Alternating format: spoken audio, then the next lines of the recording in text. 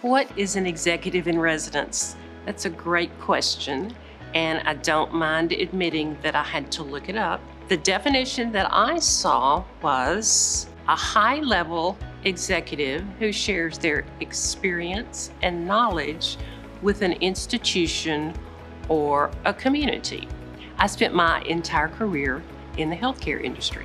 There was a new hospital just opening about the time I got out of school, and I went to work there as the director of accounting. I did that for about a year, and then I was promoted to the CFO position and did that for another 9 years. In 1998, I was offered the CFO position at Green Clinic, which is a multi-specialty physician clinic located here in Ruston. I was the CFO there for 10 years.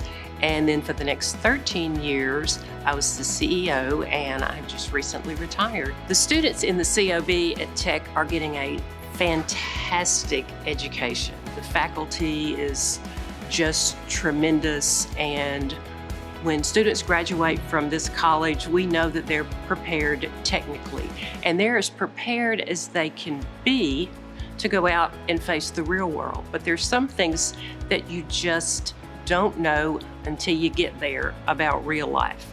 And I feel like my role here is to help bridge that gap between the educational experience and what happens in the real world.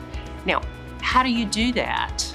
Well, it can be accomplished several ways. It can be through mentoring students, through speaking to student organizations, helping people set up relationships with local business people. Perhaps you would like to shadow someone or get an internship. Perhaps we could make that connection for you.